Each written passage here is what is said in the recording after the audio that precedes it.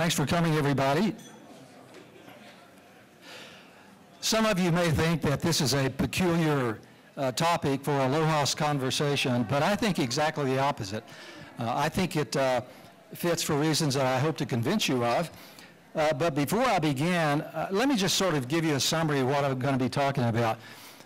I can best do this by referring to the best book review I ever had in my life, which was given by my mother.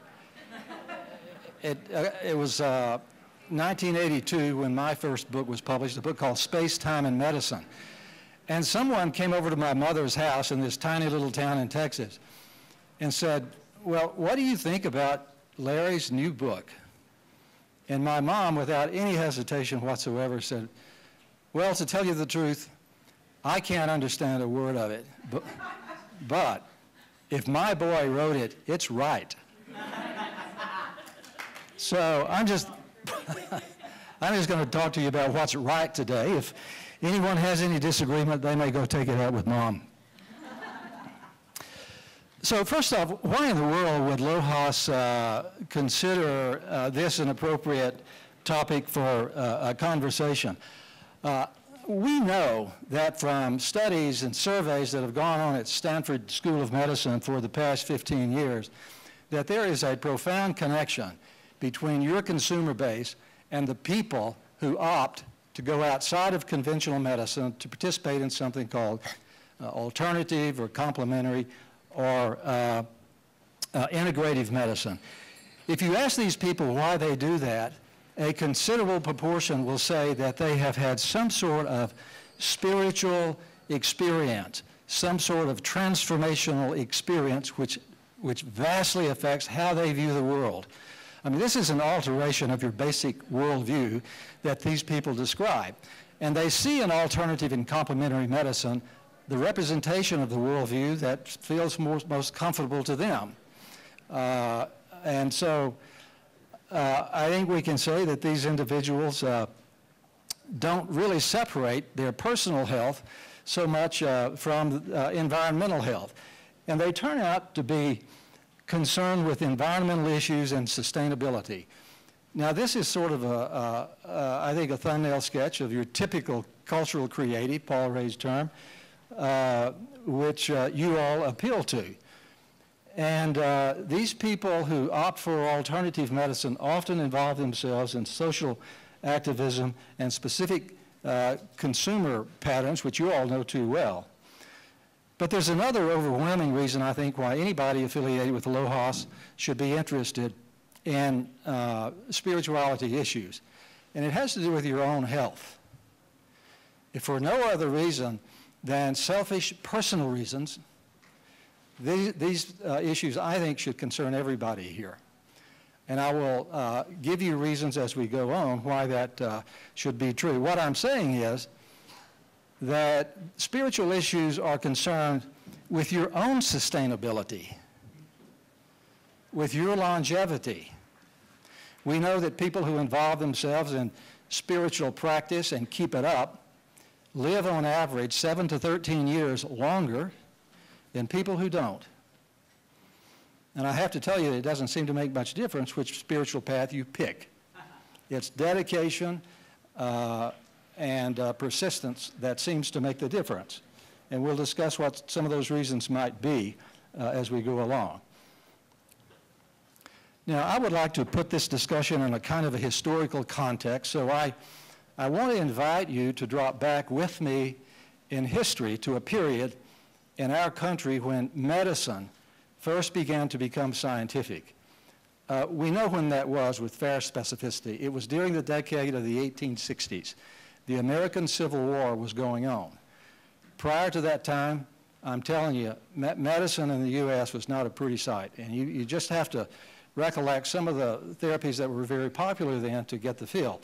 They included things like leeching and bleeding and purging. And so something tremendously different began to take hold during that decade. Frankly, American doctors looked around at what was happening in the larger world of science and developed a severe case of physics envy.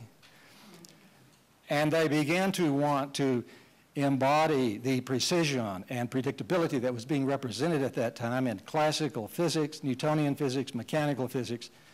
So we can designate that first era with the beginning of a scientific input into our culture's medicine as era one medicine or mechanical medicine. And one of the premises of mechanical medicine has to do with how we visualize the role of consciousness. Basically, it just didn't matter. The body was seen to be a machine.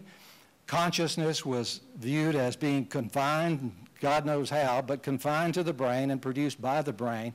And it did not interact in any meaningful way with the body's function. Consciousness was just along for the ride. You all know what Era 1 mechanical medicine looks like. These are all scenes that would be familiar to anybody these days who's had contact with doctors and hospitals and so on. You know about Pill Man? Pill Man is an icon that a group of irreverent medical students made up to represent conventional medicine. I sometimes feel like Pill Man when I take my supplements every morning, I have to admit. So mechanical medicine, these are scenes that you would recognize in any modern hospital. Actually, there's a patient in the background back there, if you can make it out. These are the IVs that are going into the body of one person in a critical care unit in a modern hospital. A lot of Era 1 medicine can be done by remote control. You don't even have to touch the patient anymore to do a lot of stuff, as you see in these scenes. That's the quickest journey through Era 1 medicine you're ever going to have. You're welcome. Beginning in the post-World War II era, something dramatically different began to happen. When I was in medical school, this transition into another way of thinking was called psychosomatic disease. Heavy on the word disease. There was no awareness that consciousness, even though it was acknowledged to have an effect on the body, did anything positive.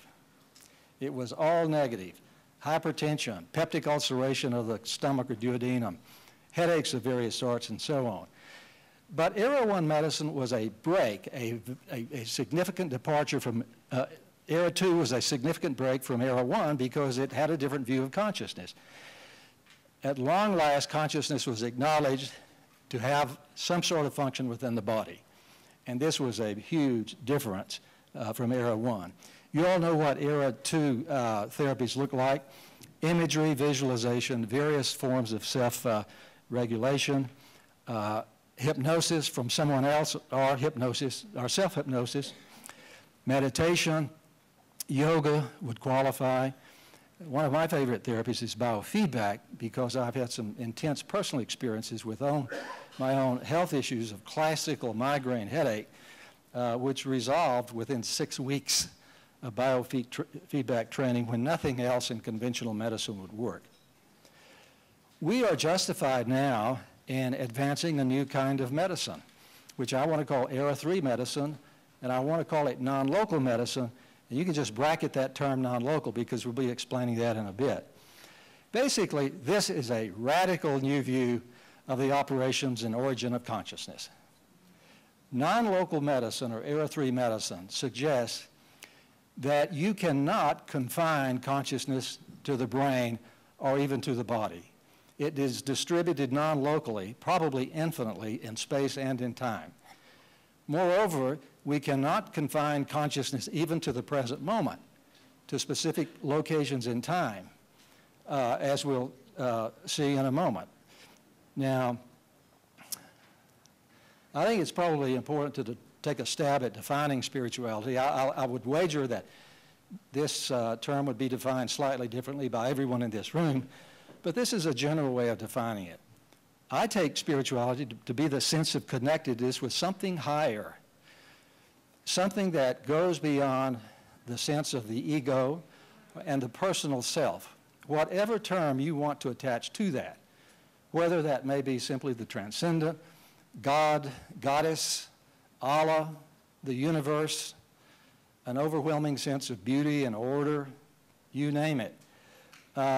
And also associated with spirituality is the notion that there is direction and purpose and meaning in the way this strange universe operates.